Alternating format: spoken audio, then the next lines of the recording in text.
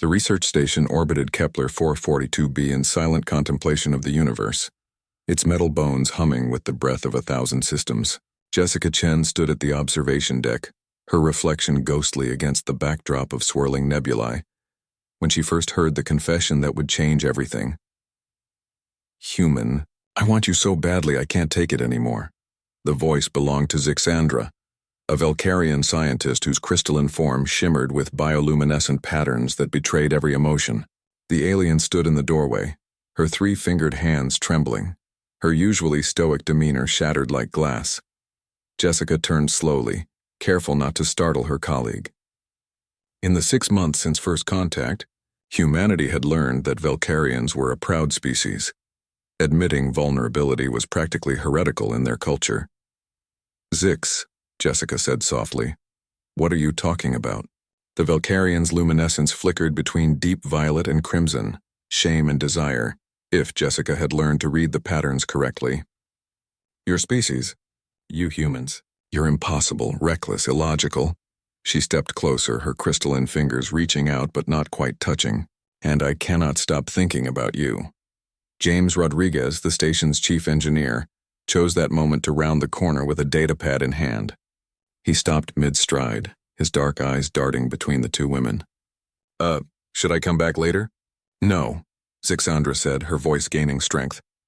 "You should hear this too, James Rodriguez. Both of you embody what makes humanity so... She struggled for words in standard galactic, finally settling on, magnificent and terrifying. James exchanged a glance with Jessica, his expression a mixture of confusion and curiosity. They'd worked together long enough to communicate silently. This was either first contact history being made or an elaborate misunderstanding. "Explain," Jessica said, gesturing to the observation lounge's seating area. "Please."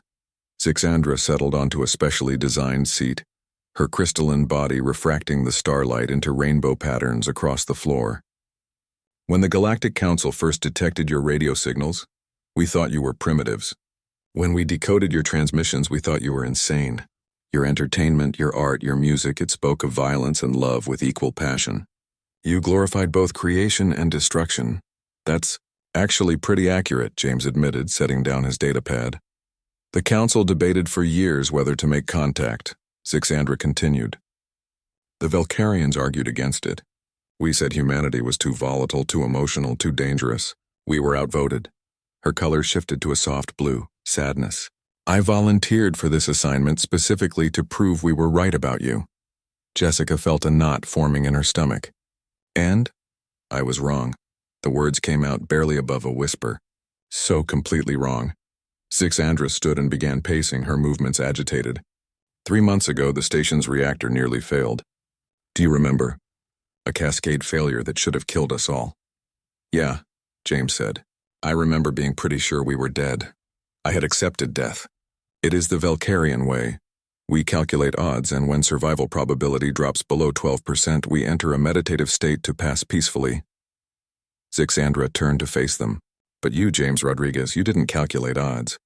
You didn't accept death.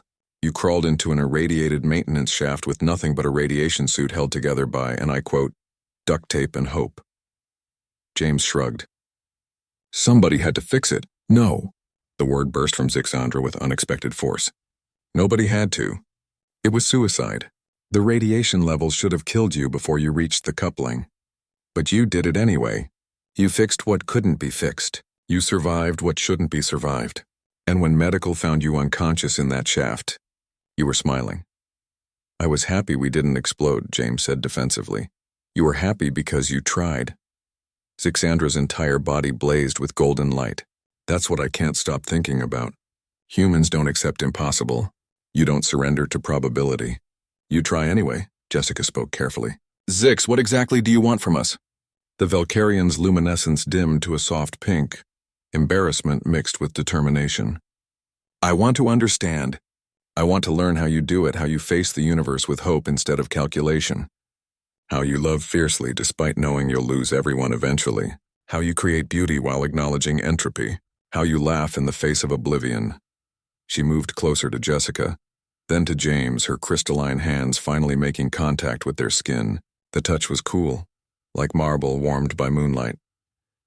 I want to be human, Zixandra whispered. Not physically, I can't change what I am. But here, she touched her chest where her cardiac analog pulsed with light. I want to feel what you feel, to hope what you hope, to dare what you dare. Jessica felt tears pricking her eyes. In that moment, she understood the true meaning of first contact. Not the exchange of technology or territory, but the sharing of something far more precious. Perspective. Last week, Zixandra continued, Jessica, you spent 14 hours painting a watercolor of Earth's sunset. You'll never see that planet again. Your contract here is for life, but you painted it anyway.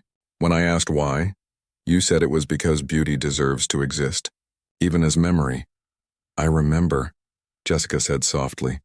That's when I knew.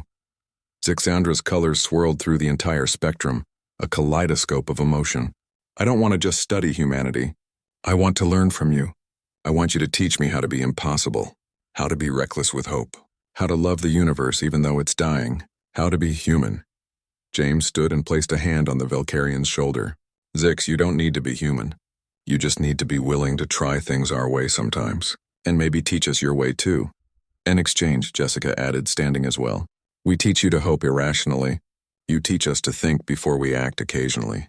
Seems fair? Zixandra's luminescence settled into a warm, steady gold. You would do this? Even though my species argued against contacting yours? That's the most human thing about us, Jessica said with a smile. We're really bad at holding grudges when there's friendship to be made instead. For the first time since Jessica had known her, Zixandra laughed, a sound like wind chimes in a crystal cave. Impossible, she said. Absolutely impossible. Welcome to humanity, James grinned. Population, however many want to join.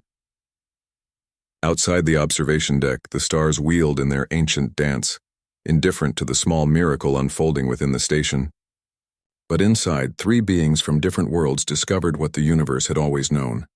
That connection transcends biology, that hope defies logic, and that humanity's greatest strength lies not in what they are, but in who they're willing to become, for themselves and for others. And sometimes that's all it takes to change the galaxy.